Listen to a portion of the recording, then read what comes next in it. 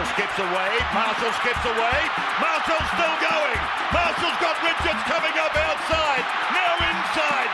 Arsenal have gone through an entire league campaign without losing. Bennett and the Dragons win the grand final. Whips that one away, and Kane Williamson and his team now World Test champions.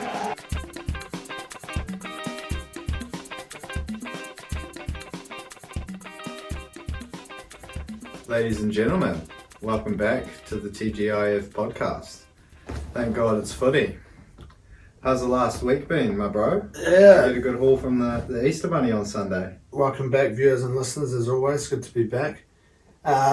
Big weekend of sport. Lots of chockies to be concerned. I did get a pretty decent haul this year round. Always nice to get the visit from the old Easter Bunny. Big weekend sport. Lots that went on. Not the happiest of sporting weekends for either of us. Yeah. Neither of our teams picking up any wins across the board, and then not really having too much luck in terms of the old betting either this time around. Yeah, look, I mean, 2-1 to you last week. We're both in the red, unfortunately, as we hear my computer dinging a couple of times. But yeah, look, thought it was going to shape out to be a good week after you snagged one the first night. I snagged one the first game of Friday. Started off nice and strong there, but looked like we were going to go away. right, but didn't get anything else the rest of the week. I had a couple that fell a little bit short. But no, I thought, nice to get a couple there on the board, and I'm slowly creeping my way back up there. So fingers crossed that we can get a few more on the board this week, and maybe a King of the Yockey, because this time it's the odds have just shot up astronomically. So we're going to be bringing in a little bit more moolah if we do manage to bring it off. 100%. But I guess it's probably time to talk about some people who had some better luck than we did over the last 5 or 6 days or so since we last spoke to you, and those are the blokes that have made it into the TGIF Team of the Week there for round 6. Unfortunately, again, no Tigers players to make the team. We'll have to have a little look. I think probably the only team not to have someone in there so far. Quite possibly, yeah. Thinking of the other teams that are down there at the bottom, I think there's definitely been players from all of them. So a little bit unfortunate, but maybe this week against the bye, someone manages to sneak themselves in there. Who knows? But we start off the Team of the Week with Dylan Edwards there taking the fullback spot. It was a bit of a tricky one to pick this one here. We had to have a little bit of a little gaze through the old stats, see who came out on top, and it was just Dylan Edwards. He just snuck in there ahead of Latrell. Yeah, both of them had great games going off vibe. The 3 versus 4 tries, Latrell setting up a couple, but Edwards, he was just everywhere for phenomenal. Tough on Latrell, but couldn't leave Dylan Edwards out of there at the back, unfortunately. So he takes the one for us this week. And then moving into the winging positions, we've opted for Philip Sami and Jermaine Asako. Yeah, Phil Sami, he tore the Dragons apart. Every time he touched the ball, looked like he was causing drama with it. Got himself a good try, and shouted out Izzy Adesanya with his celebration. Whipped out the old bow and arrow move there. Yeah. Following on from Izzy's big knockout win there. And then we opted for Jermaine Asako there on the other wing. First half hat-trick? I believe so, yes. So hard to go past someone like that, and had a great game there for the Dolphins. Another one for the Finns. Yeah, he's been awesome. I know that there's been quite a bit of talk about how he's managed to find his form there for the Finns, so it's good to see. So he makes his way into the... I think he's a repeat offender. He's been in here a couple of times, I believe. As we move into the centre pairings now, big news over the weekend, obviously. The return of this man coming back in. He's, in their second in all-time points, I believe, is he? Yeah. I think so, Would need a couple of good seasons, or is it... I don't know how far back he is, but I remember a couple of years ago talking about this bloke catching Cam Smith, but possibly might be a bit tough for him now, but Jared Croker makes his way. He comes in, he takes that 3 jersey that's so synonymous with him in terms of the Canberra Raiders. You're used to seeing him slotting some conversions with his, and that white headgear that he's just so known for as well. And back in action for the Raiders, up against Katoni Staggs, doesn't miss a tackle, makes all of his kicks. After everyone was giving him so much shit, I believe only 7 tackles, but 7 out of 7.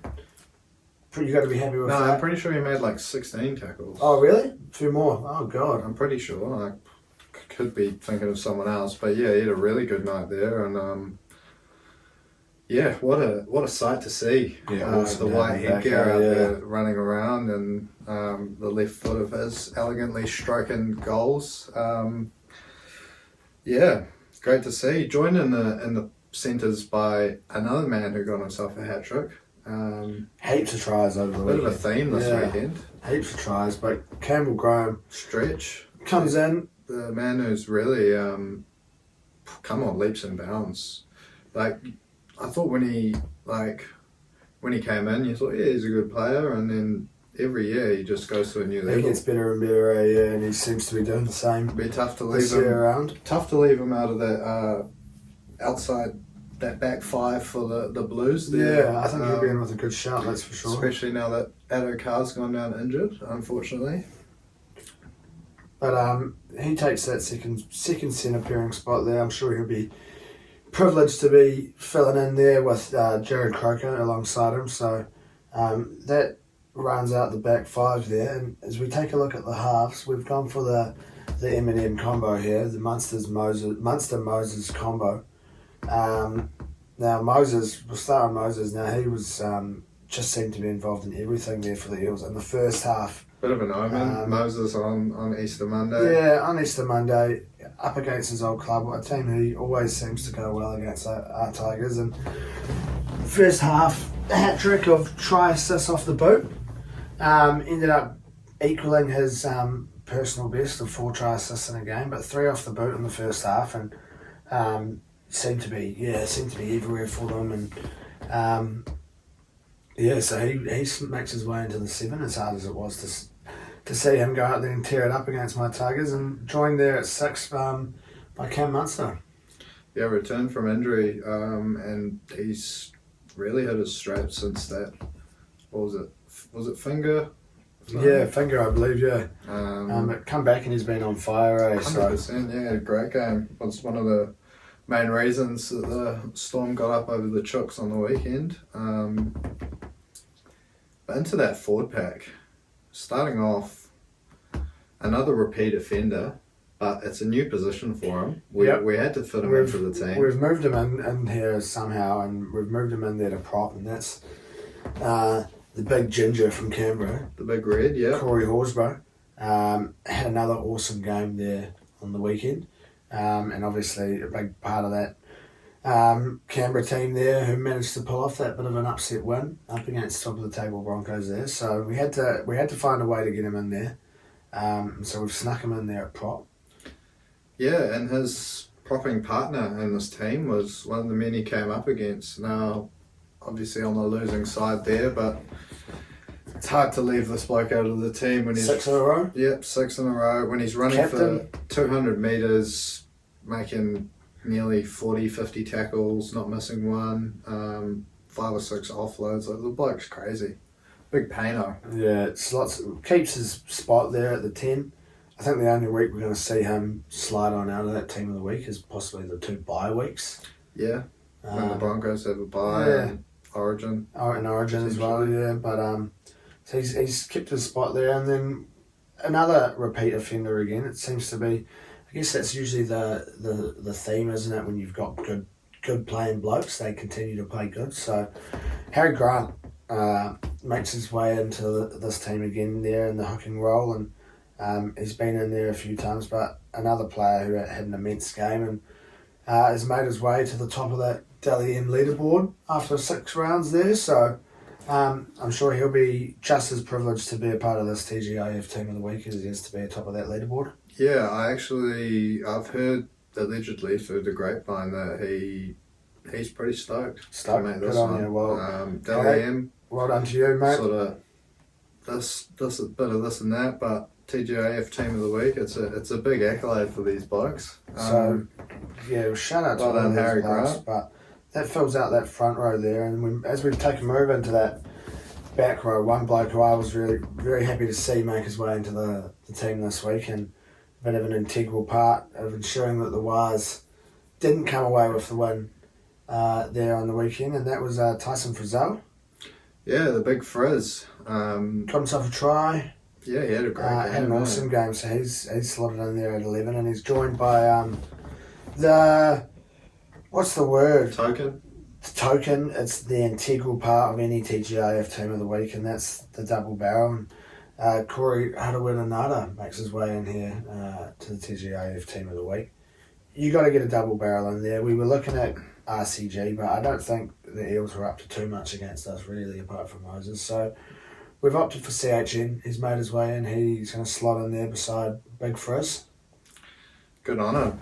The as I said, the token double barrel there. You got to have one. And then rounding out the team, locking the scrum, Big Tommy Gilbert, another outstanding game, another repeat offender in this team. And yeah, had a great game again for the Finns, so good on them. They've gone to 4 wins on the year. So Shout out to the Finns. They've started off a lot better than expected, but it does round off our team for the week. And speaking of the Finns, they are the first team to bring us out here this weekend, coming up Thursday night up against the Bunnies. yeah, the Dolphins hosting Souths. The Finns obviously bouncing back to winning ways last week. And Souths coming off an emphatic win there up against the Dogs in Trell's 150th. Probably didn't expect them to lose that one. Big occasion for them. Up against a weakened Doggy side. Yeah, it's sort of a bit unlucky there for the Dogs, losing that O'Carr early on. Big blow for them, but yeah, Souths were emphatic. That's a good adjective to use there to describe that. They blew them out the park in the end. But like you said, the Finns coming back to winning ways, and the Hammer having another really good performance there. Finder. Solid, eh? So interesting now, obviously having this extra team in the comp. There was lots of talk there that it would weaken a lot of the teams, and the new team would come in being too weak, and it's kind of done the opposite. Apart from the Bloody Tigers, it's everyone seems to be a little bit closer now, having had to share the expertise around a little bit more to fit the Dolphins in, and it's made the comp a little bit more exciting, I think. So looking forward to this game. I think it's a real tasty looking matchup, this game here. Both teams coming into a little bit more form now. So the Dolphins have been a little bit up and down, but like we said, bouncing back, and we're looking to try and go on and maybe hope that last week was maybe a bit of a blowout due to the occasion and due to a few injuries here and there for the Doggies. So a bit of a matchup though in this one. Yeah, look, Master versus Apprentice for old Wayno.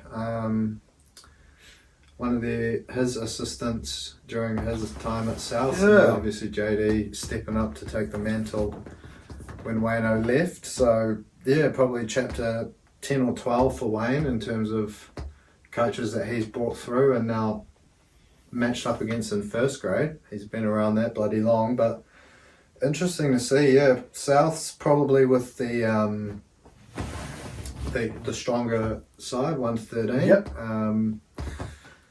But if there's a man who knows how to make it a tough, gritty affair, it's Wayno, and that's where the Dolphins seem to be thriving this season, through those big tough battles in the middle with blokes like Gilbert and the Bromwich Bros absolutely thriving there, and then leaves a bit of space for Hammer later in the game when blokes are tired. Yeah, that one of those silky backs there do the job near the end of the game and come away with the win. It does seem to be a bit of a theme there for the Dolphins, and I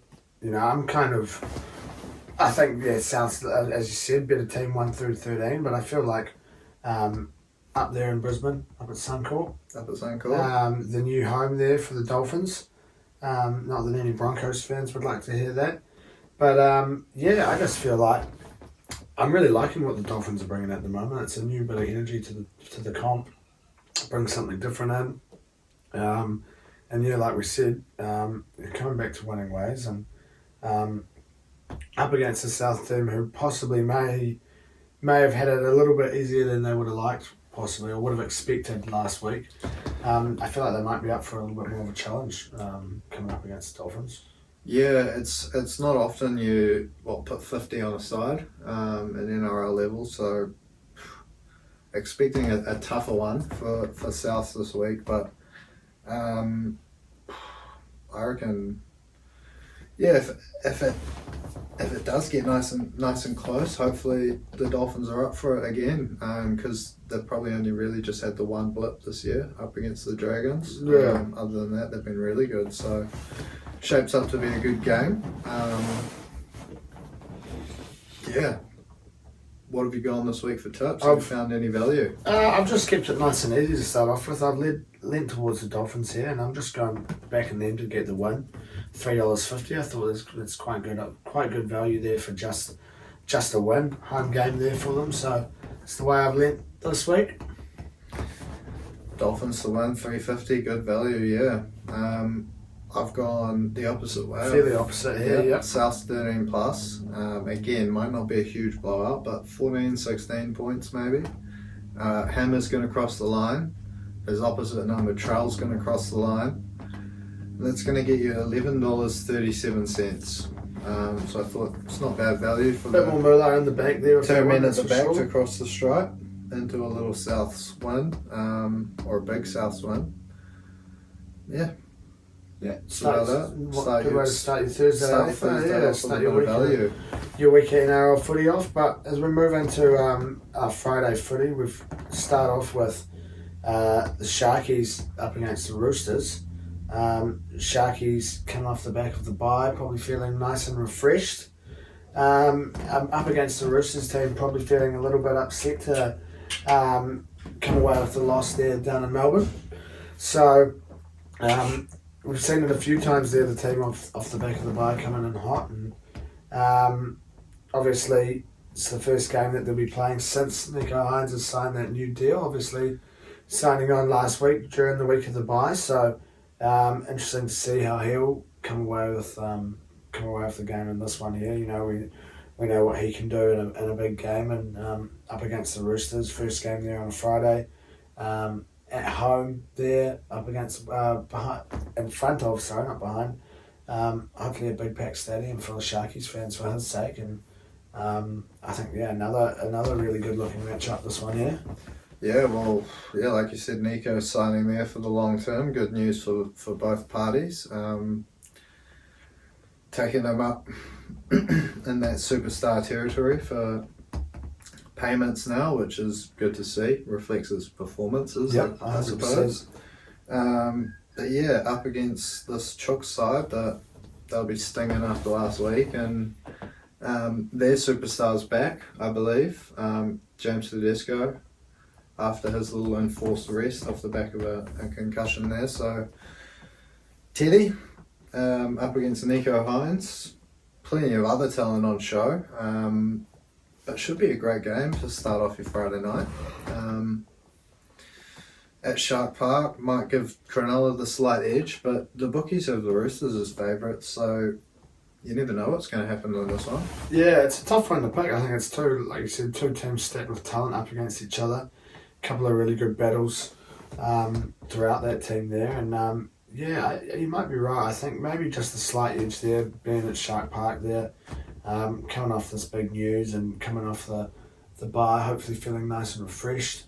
So I do think Sharkies probably do have the slight edge in this one, but it should be a cracker of a game. I think it will be. It will end up being pretty close. Come down to one or two big plays there in that second half.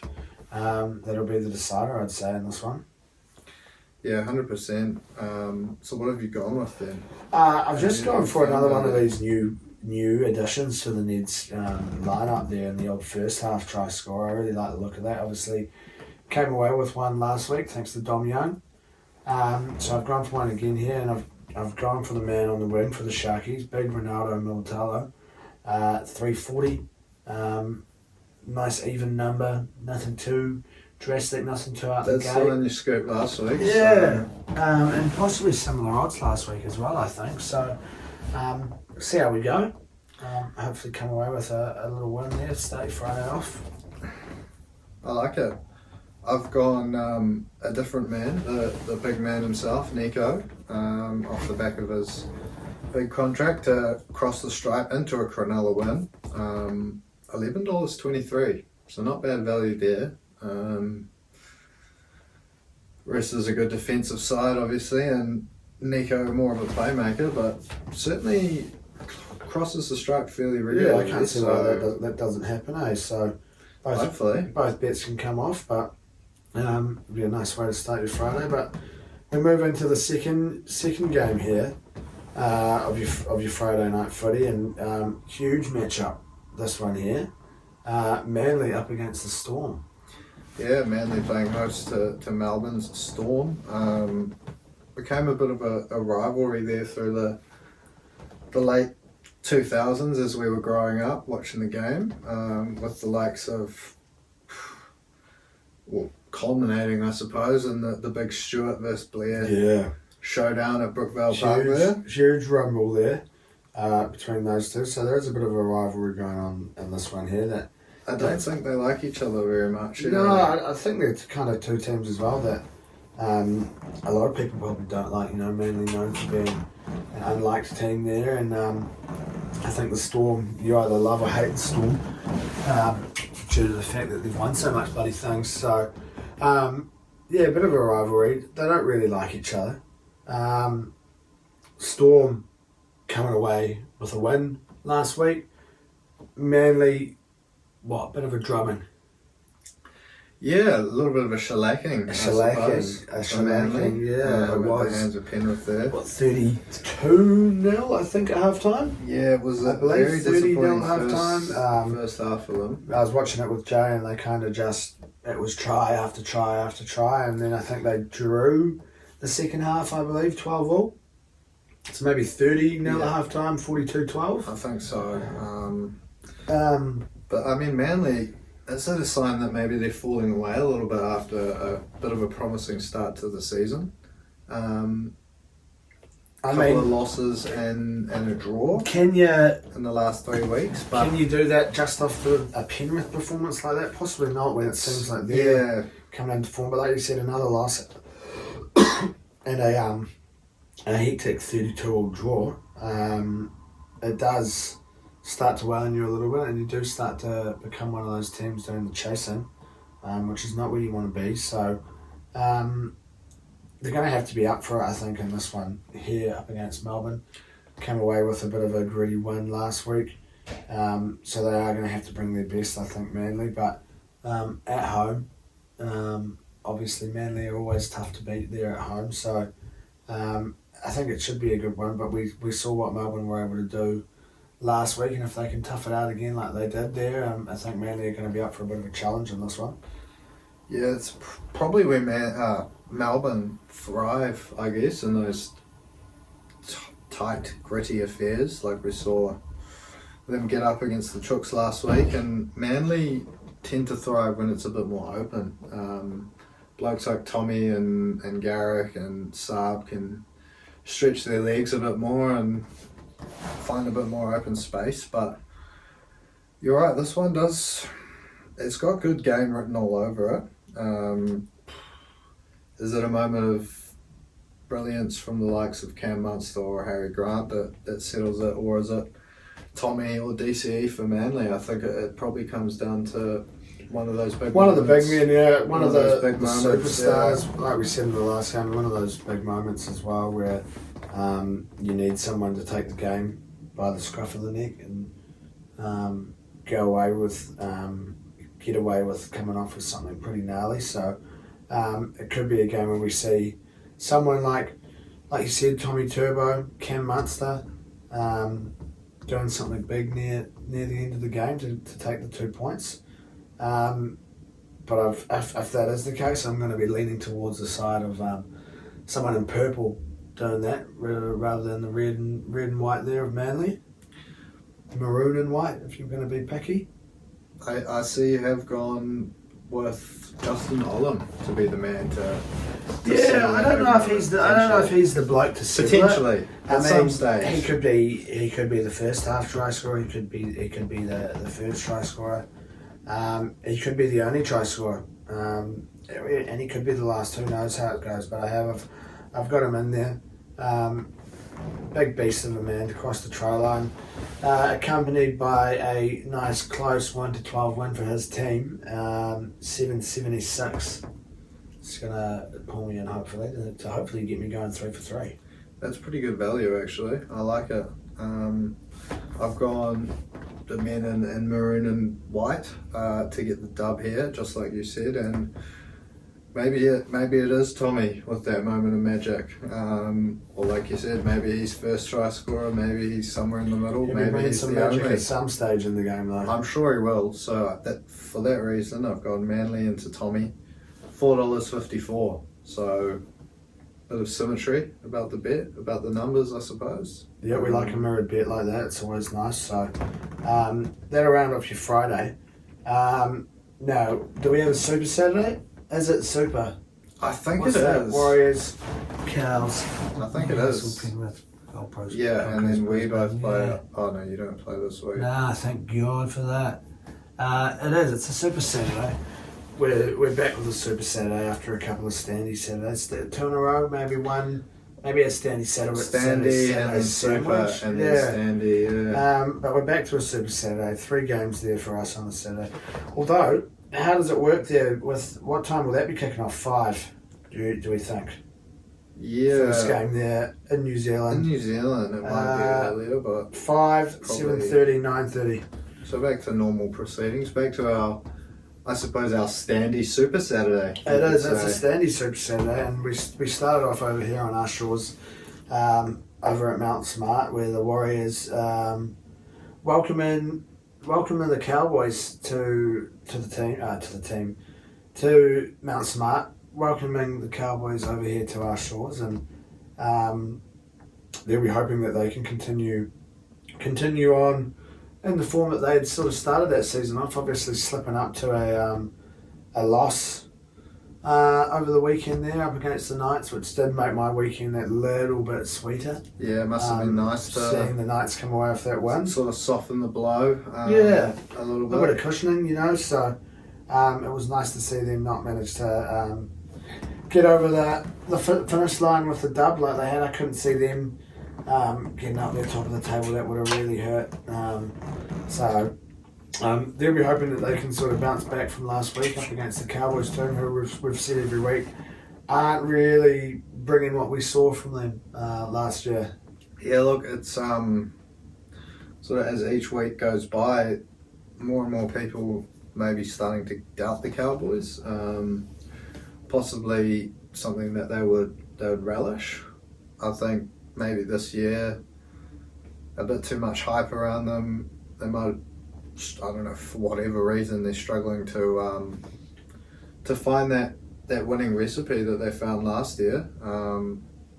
Few too many errors. Maybe they're just pushing the pass a bit too early rather than earning it through the good work through the middle that they had last year, the likes of Cotter and Big JT. But you'll be hoping that they can. Yeah, I'll be hoping that they do find this week and Big Toddy Payton find it. Coming back up against the Warriors. Hoping to come and spoil the party at Mount Smart. Yeah, I will be really hoping that they can come away and spoil the party, but we know what the Warriors are like at home, with a big solid crowd behind them. A little bit of weather been going on. Obviously, it's still early days. Still early days in the week here, and we know what the weather can do in Auckland. But there's been weather this week, and if there's weather come Saturday, the crowd may be slightly depleted. But they're a nutty bunch, those Warriors fans. There'll be weather come Saturday. I'll tell you that. Weather, yeah. Whether it's good or bad weather or in between. But Who knows? The Warriors, they're missing a few troops, are they, from last week potentially? Like Tomato Martins, got a fractured leg. What was it? His femur? Fractured, something in his foot or leg. Wade Egan, he was knocked out. I think he might be missing. So as well, he'll be out with a enforced rest. So it's the signs are looking good for the Cows. They'll be, I guess the Wars will be hoping to show similar character that they showed up against the Sharkies. Well and truly. Because they couldn't quite manage that last week, but I just think that Mount Smart home advantage, it doesn't really matter who's out for the Warriors. Someone will come in and do the job. They'll be up for the fight, so it's up to the Cowboys really how this game goes, I reckon. If they can turn up and play their best footy, I think they do get up. But if they're not quite at it, the Wars, pretty strong at home, and weather, depending on that weather, like you said, could be a pretty big crowd in there. I think it's cheap tickets as well. Like $10. It's always pretty good there at Mount Smart, but I'll be crossing my fingers, my toes, your arms, your legs, eyes, everything I've got from 5 o'clock onwards there on Saturday. The Cows do come away with the win. It's got to come at some stage. This finding of form that they had last year, and I think this week could be the week up against the Wires, but it will be tough for them. Warriors looking to bounce back, and for that reason, I have kept it nice and easy. Cowboys with a small 1-12 win. $3.05. Nice simple one here to kick off your Saturday. Nice and easy. But you've managed to get yourself a little bit more value in this. Yeah, look, I think my thinking for the week was I've fiddled around with low value bets and haven't really been able to rack much in over the last few weeks. So I'm just, if I'm going to lose my $9, I might as well chuck some value on the line while I'm at it. So I've gone Wars 1-12 into two different try scorers, Jeremiah Nanai and Charles Nickel Klopstad. Now, $17.51, that's going to rake you in. Just quietly, double barreled last name there. I like the omens. The double barrel, it does add to it, and it has some nice hearty value there. And even though it does hurt me to see you've gone for the Wires, but nice to see you getting into those double digits there, which is always nice. Get yourself a little bit more return. As we continue on our Super Saturday, we take a look at our second game, and it's Newcastle up against Penrith. Penrith starting to find that form that we know Penrith can bring. A little bit of talk that maybe a couple of losses to the team are going to hurt them, but they've bounced back with a couple of good wins and really starting to look like that Penrith team that we saw throughout the last 3 years, really, that have just played some awesome footy up against a Newcastle team who we thought was all well and done with the loss of Ponga, and they've just managed to find something different. Obviously, Lockie Miller coming into the team has been a breath of fresh air, and so it's an interesting one, this one here. Middle game there on your Saturday. Yeah, look, like you said with Penrith, really hitting their straps those last couple of weeks there with a couple of shellackings for the Raiders and Sea Eagles respectively. After a bit of a shaky start to the season, losing 2 of their first 3 NRL games, and obviously that World Club Challenge. But like you said, might have been missing kick out and Appy for a bit, but it seems like that order's been restored and the Panthers look to be cruising their way back towards the top again. So it should be a very tough one this week for Newcastle, but yeah, like you said on them as well. Who would have thought after Ponga got rolled out that they would have stuck in most of their games there and played some really good gritty footy and come away with 3 wins, a draw out of 6 games there. Yeah, it's a good after a close loss to the Wars. It's a good start to the season for Newcastle, but it's a big test, I think, this week up against this Penrith team who, like we've said, are coming into their form, starting to look like that team that we know that they are. And, you know, off the back of more injury news for them over the weekend, Jaden Brayley season over there with another ACL. Him and Dewey both picking up the repeat ACLs there. Yeah, it's... What can we say? It's rough for both of them, mate, you know, to have two or three ACLs on the same knee. It's a bugger we don't have 2 or 3 ACLs. So, you could tear one and then just keep going. You keep going, you know, but it is unfortunate for them, but they're going to have to be up for this game here, I think. He's going to be a big loss for them.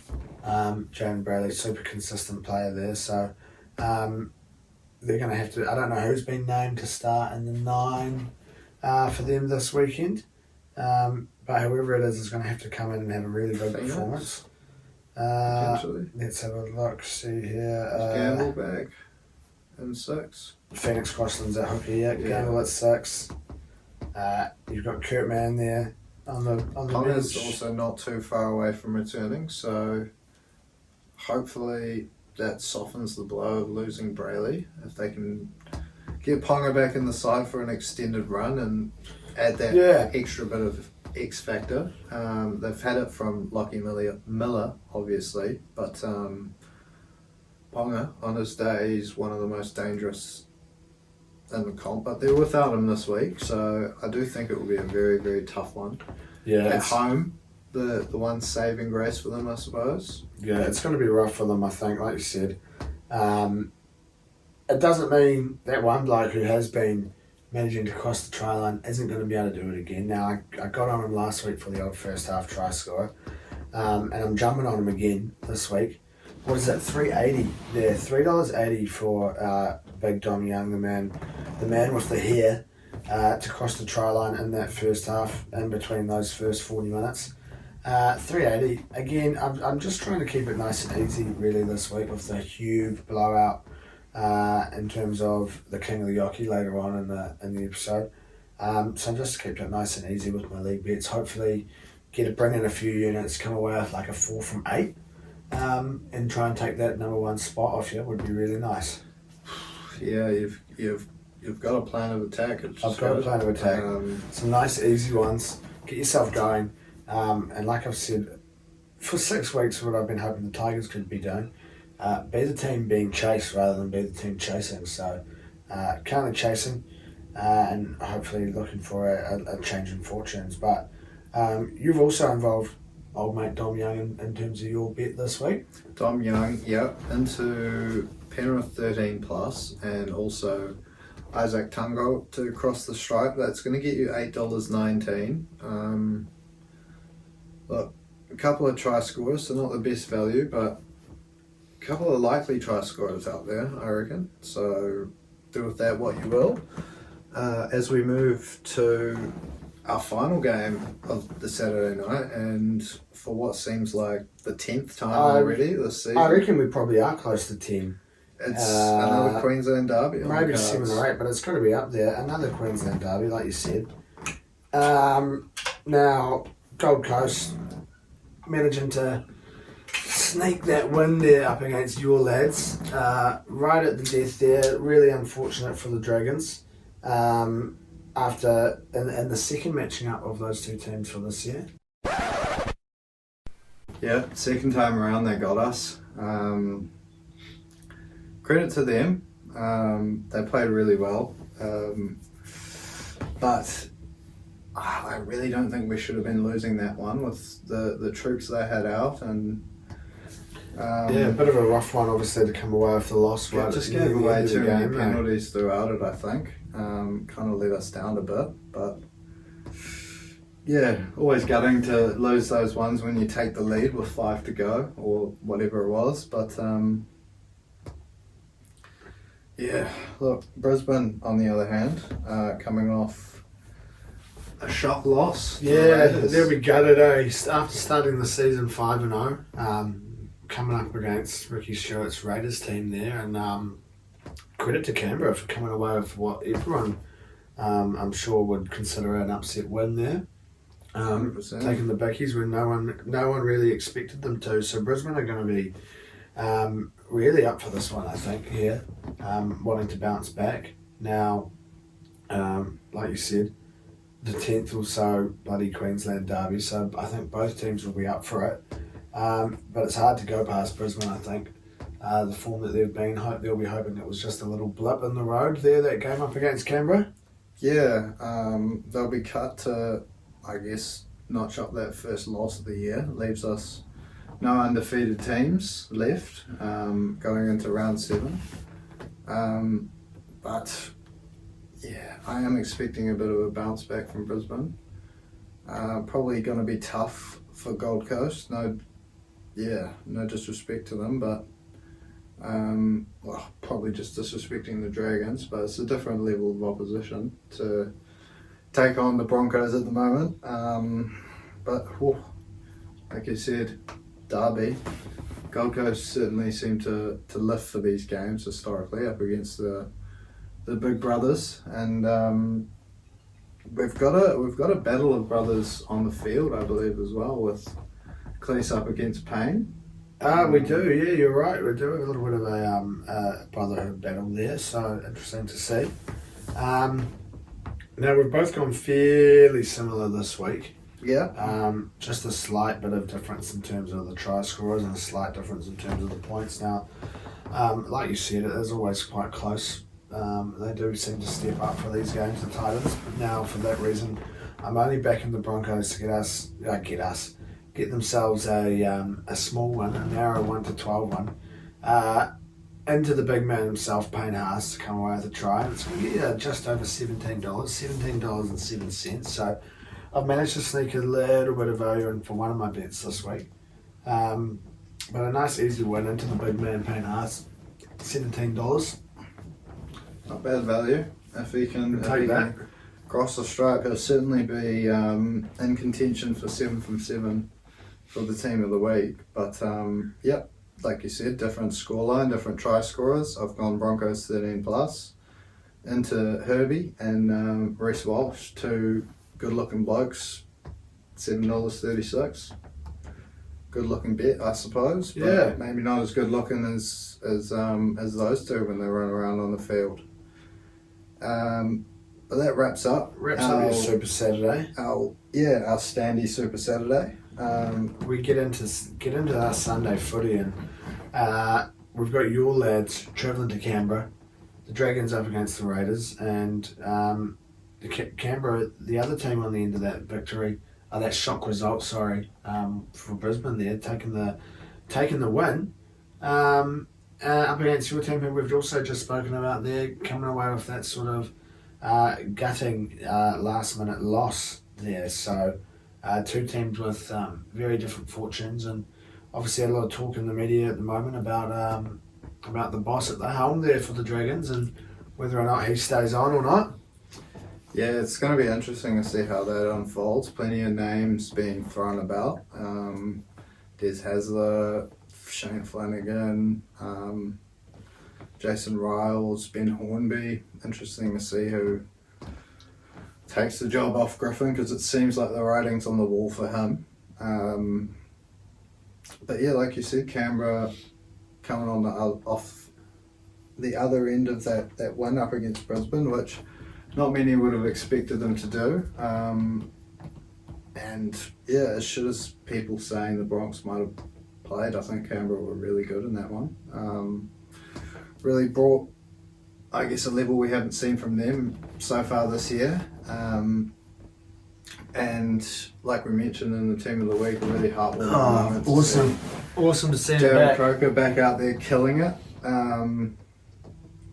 Yeah, look, 16 tackles, 0 miss, 7 games away from the big 300. So hopefully he can. Has he been named again? I don't know. I'll have a quick look. Make his way back into the lineup a few more times after that. You'd expect to be named after a performance like that. 100%.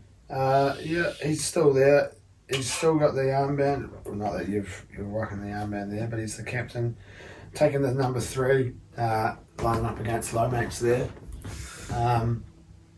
should be a good battle, that one. Young buck up against an old wily trickster. But I think everyone will be hoping that he can see out those next 7 games and get himself into that 300 club. Well deserved. But yeah, up against this Dragons team, like we said, coming off the back of a bit of an upsetting loss there. Like when you're leading that close near the end of the game and to concede like that, it's heartbreaking. And with all the talk in the media, I'm sure that they'll be wanting to come out and put in a solid performance and keep the haters behind them, hopefully. Yeah, look, I guess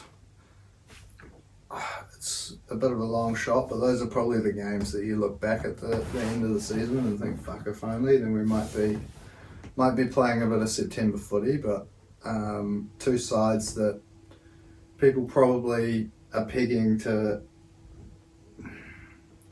finish up, round about the bottom 4 rather than anywhere near that 8. Lots of talk around the coach, as we mentioned, so who knows what happens in this one. A good resilient side could show up for either team, and a woeful performance could show up for either team, I reckon. Yeah, it's a tough one here. It is a slightly tough one to pick. And like over the years, I think Canberra have beaten us more than we've beaten them. But yeah, like you said, tough one to pick. Yeah, I've whipped this out a few times over the last few weeks, and it's yet to come off. There's been golden points. But I had it last week with the Dragons game, and I was bloody close. And for that reason, again, I'm whipping it out. $17 seems to be the Standy flat odds there for any game to go to golden point. I'd like to see maybe what it says when we play the Panthers. Wonder if it goes out any further.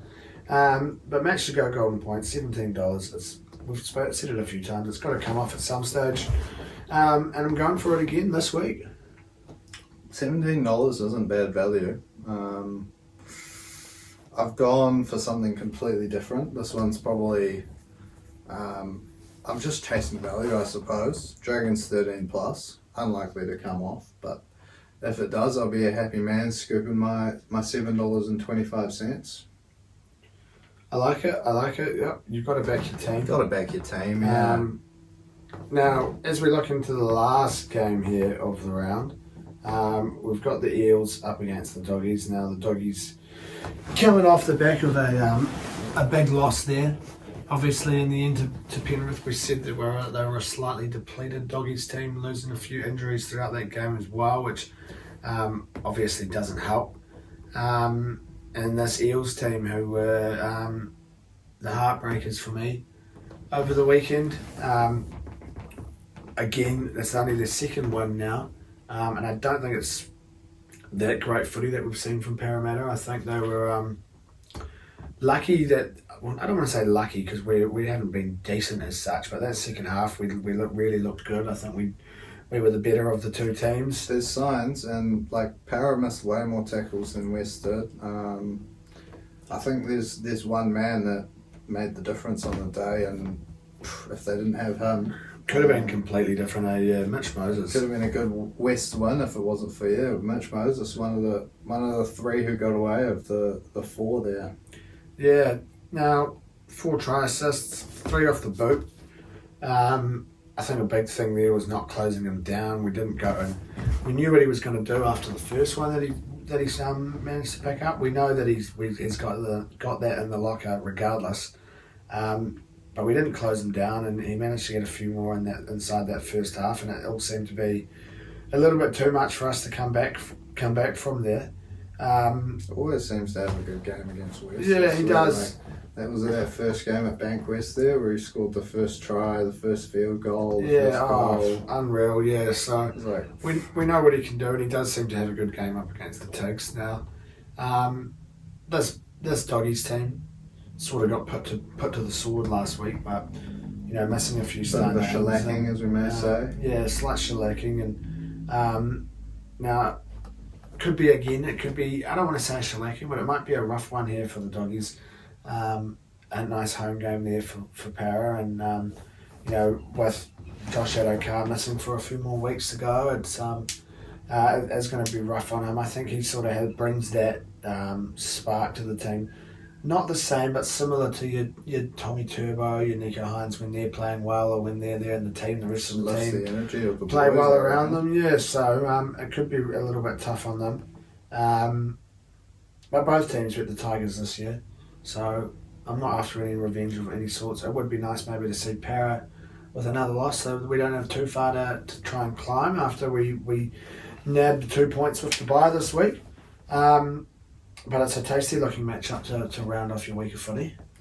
Yeah, Para versus the Dogs. It's always a good fixture, a bit of a rivalry over the years. But yeah, the Dogs are looking a bit depleted with injuries now, especially with Adokar out. Probably looking like he was about to book himself his Blues jumper back, but yeah, I guess we'll have to wait and see until later in the year if he manages to make his way back into that side, if he can get back for Origin 2 or 3, but syndesmosis injury, I believe. Yep, syndesmosis, so a few more weeks to go for him, and Just whether had or not he surgery the bounces, other day. whether he can bounce back from that or not, we'll have to wait and see. But it's a tough one to pick. Now it's in a Para team who I don't think have been really shown their best footy really so far this season. And it's a Doggies team who you don't really know what you're going to get from them. So I haven't gone for either side this week. I've just gone for a couple of blokes to score a try.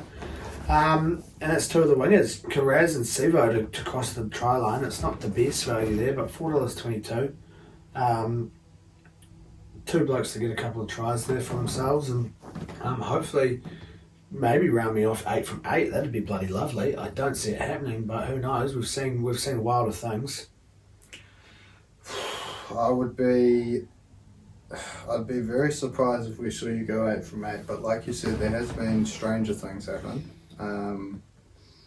I've gone Para 13 plus into Carraz as well, but Dylan Brown to cross the try line is my bit of POD there, and that's going to get you in, we'll say $20, $19.65. Round it up to that. If you've got a price boost left, maybe save it for the King of the Oki bet first, but if you've got one left after that, maybe you can boost that one, and so you'll be in the 20s there yeah, so you easy. can get yourself. But it does wrap us up for the week now. My lads, like we said, have got the bye. Probably could have come a few weeks earlier, would have been nice. A little bit of a refresher to maybe get a win on the board a little bit earlier on. Round one. Yeah. Swap with us. Yeah, it would have been good, eh? A little bit unfortunate. It was a hard one, this one, because I do think there was some good signs, and we did start to play what looked like some half decent rugby league. It's not as if you deserve the win like fully, but I think on the balance of play, probably should have won, which is a good sign. Yeah, but I think the worst thing to come from this game is poor Adam Dewey now, his third ACL injury in the last 3 or 4 years, and same knee all 3 times, so it doesn't look good for the poor bloke. Came in a sort of a really tight part of the match there where we'd just forced a repeat set, and they'd gone for another one of those short dropouts that we needed someone to get onto the end of, and it was Dewey, and just as he landed there, seemed to have a bit of a buckle of the knee, and ended up coming off the field, and we've found out now that it is an ACL, and it's real rough on the bloke. Season done and dusted for him. Super tough. Hopefully not a career-ending injury. The third time around could be quite rough on him. But we get 2 points on the board this week. We get the bye, and hopefully can get out there the week after up against Manly, and I think it's a home game for us. So hopefully we can get the troops behind them and come away with a win. But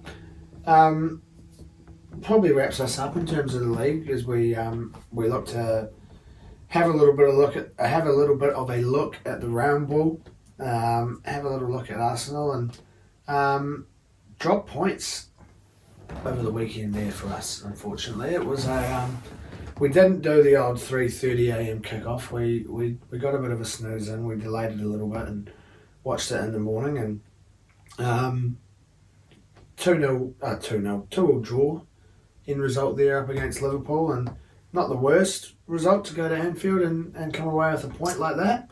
Yeah, look, I think there's a couple of ways to look at it. Obviously, with the form of the two teams and league position, and the fact that we went 2-0 up, you have to look at it as possibly 2 points drop there. But look, it's a 90-minute game, football, not half an hour. And if you look at that second hour, you probably wouldn't have believed that Arsenal deserved even a point out of it. So Yeah, exactly. especially that second half there, we saw what Liverpool were able to do against United, running in 6 goals. And if it wasn't for Ramsdale in goal, it could have been near on 6 for Liverpool. Could have been a lot there worse. in that second half. He made 2 or 3 huge saves, and obviously Salah missed a pen there as well, which could have changed the game up quite drastically. And I said to you when Firmino came on, I said, fuck, that worst dude to have coming on, because it's his most scored against club there, Arsenal. And obviously he managed to nab that goal there with 5 or 6 minutes left of normal time to go, and made it a bit of a nail-biting last 10 minutes or so, including the added time there. And Ramos managed to whip out an amazing save there in that added time, which kept us our point. But it did come at a time where City did manage to come away with the win, so they've closed the gap on us now, and 6 points with a game in hand. They have, and we have to go to the Etihad to play them. So if worst case scenario happens, we do end up there trailing on goal difference. So if we do go there and lose, and they win their game in hand. But coming off the news this morning of them putting in a 3-0 win there at home to Bayern, so looking like they'll be going through to the next round there of the Champions League. But I'm sure Pep's going to want to make sure he's got a full strength team for that second leg, because the last thing you want to be doing is going away to Bayern and losing 4-0 and getting knocked out.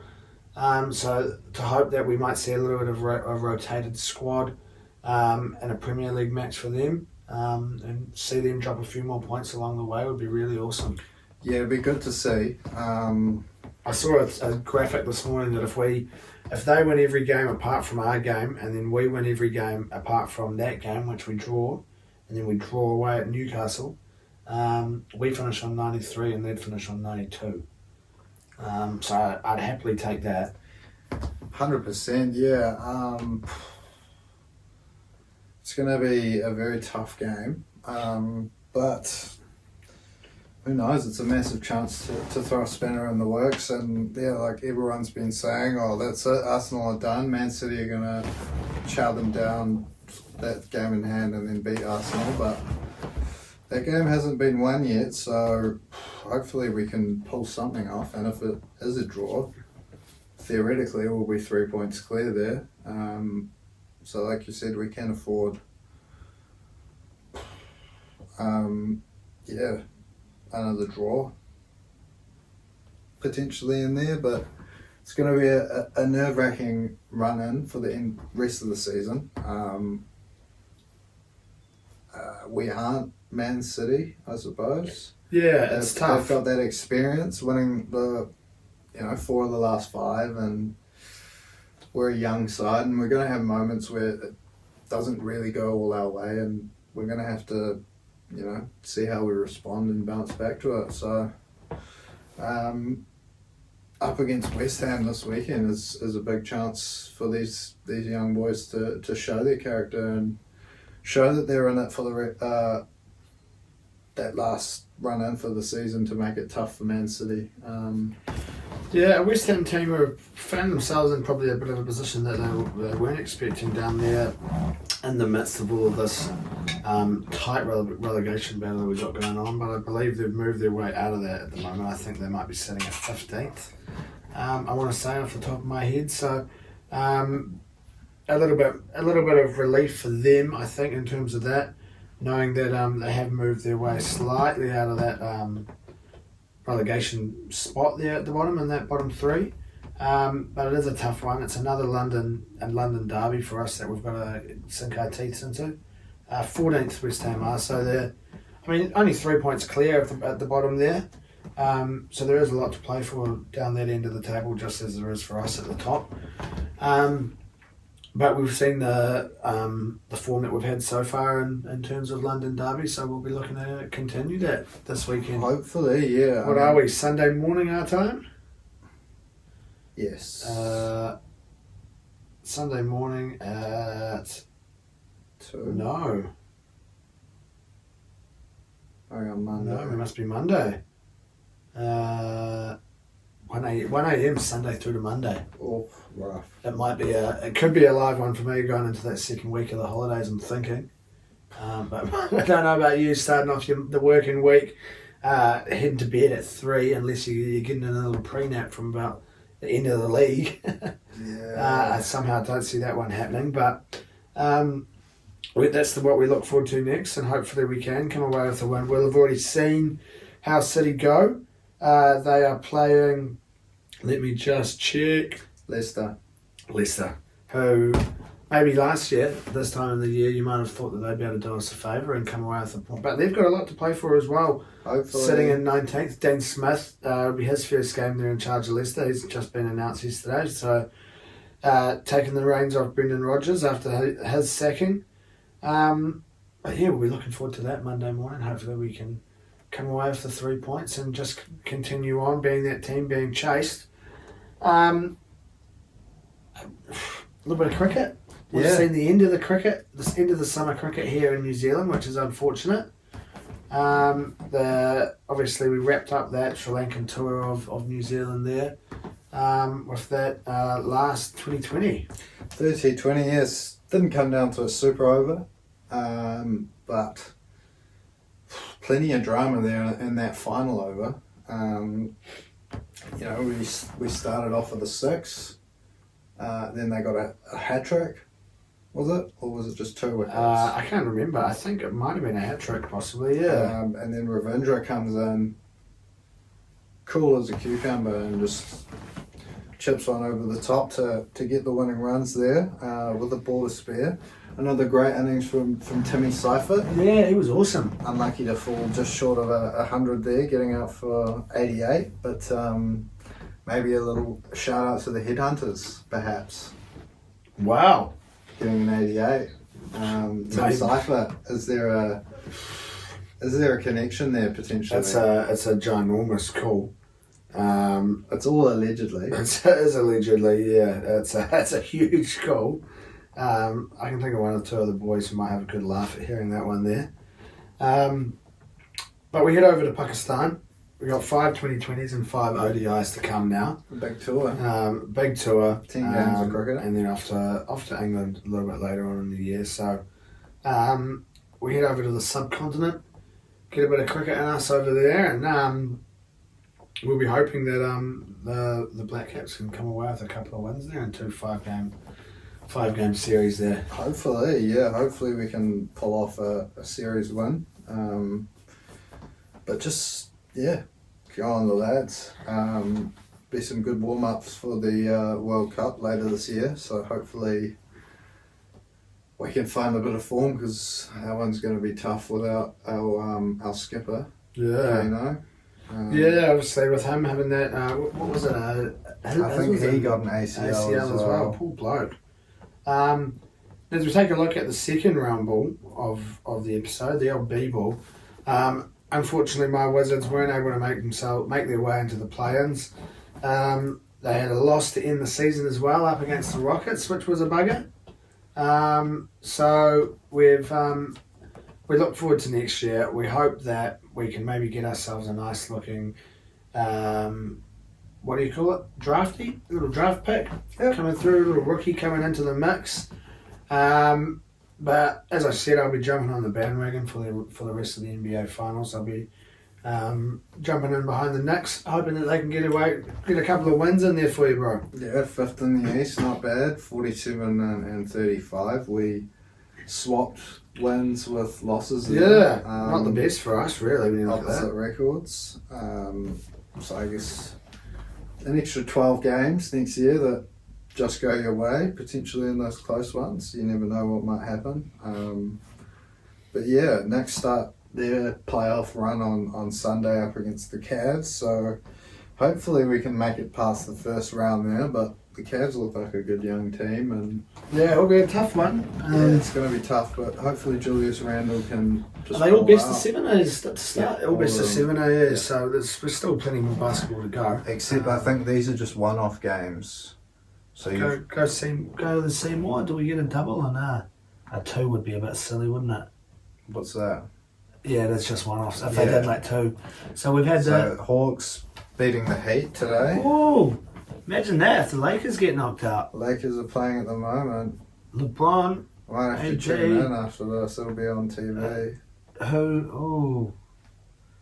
Cat and Mike Conley, looking to break the hearts of the Lakers fans there. So, come this time next week, we'll have a little bit more knowledge of who's whereabouts in the playoffs. That's the time of year to start tuning into the basketball. I reckon. Yeah, so you get all the rubbish out of the way and you start to tune into the nitty gritty of it. So, The playoffs, there's Yeah. still plenty of games, like 7-game series. It Yeah. still makes it like a 20 odd games before you from the start of the playoffs to before you get into it, to though, the so finals for each team. So yeah, good on them. Go to the next, I suppose. yeah, go the next. I'll be getting behind them. I said to you earlier that we've got a big King of the Yockey this week. Now, we had a big weekend of darts in general. We had Johnny Clayton coming away with another win, another Premier League win there on the Friday, up against maybe a surprise finalist in the likes of Peter Wright, managing to get to his first final of the Premier League season so far. And again, well, I know we were 1 from 4, weren't we? First game Yep. came off last week. Yep. Not much point cashing out that early on, and I don't think I was up in time to be watching that one. But he did. We got the first one off. So Clayton came away with the win in the Premier League, and then we had Michael Smith beating Aspinall, getting to his first European Tour final over the weekend. And I did manage to watch quite a bit of this, and there was some really good darts. A dude I'd never actually heard of him before. The first name Barry van Peer from the Netherlands, who was just on form. Could be one of my new favourite darts players. You can't go past the name like Barry, and he did. He managed to have a really good run through. But we saw Michael Smith coming away with the win. So 2 blokes there from the Premier League getting the win over the weekend. But for the King of the Yockey this week, now I've managed to find some value, and it's all based on form, but it's also then kind of what is the word? Reneges it. I don't know if that's the correct word, but it contradicts itself, you know. So I've gone for MVG to take the win there, the King of the Yockey against Dimmy, 375. We've then got Gerwin Price over Dobie, 375. The Asp to beat Peter Wright, $4. And then the last game's a tough one. Johnny Clayton up against Michael Smith. Now, both blokes coming off the wins over the weekend. But Johnny Clayton's had the upper hand so far in the Premier League. And sitting there at $11, I couldn't not go past it. So, boosted it. Like we said, save that price boost Boost for that motherfucker. for your King of the Yockey. Up to $742.30. I've put my tenner on it, nearly 7.5k. So, really crossing my fingers and toes that this one comes off, and it'd be a lovely treat in the middle of these school holidays here to get a big win and be looking to book Flying first class. a July trip to Rarotonga possibly. 100%, maybe even Europe. Yeah, exactly. But probably wraps us up for this week. As always, if you've made it this far, thank you for tuning in. Thank you to the loyal fans, the day ones that are out there, busting their way through a couple of hours of rubbish each week. Give us a like, give us a comment, give us your feedback. Click on that little buzzy link at the bottom of the Spotify. Send us a fucking voice message. We're yet to get any. We'd love a voice message. Collins, even if it's you, mate, send us a voice message. Freddie, send us a voice message. Let us know what you reckon about our King of the Yockey. Enjoy your week ahead. If you're a teacher, enjoy the rest of the holidays. Put your feet up, get a bit of rest and relaxation in you. I'm sure I will be. And if you're having a punt, remember, no less than a cent, no more than 10. Keep it nice and responsible. You're not going to be going and putting the house on anything that we're telling you. So just keep it easy. Enjoy your week. Stay safe, and we'll see you here next week. Yeah, ciao. Marshall skips away. Marshall skips away. Marshall's still going. Marshall's got Richards coming up outside. Now inside. Arsenal have gone through an entire league campaign without losing. Bennett and the Dragons win the grand final. Whips that one away, and Kane Williamson and his team now world test champions.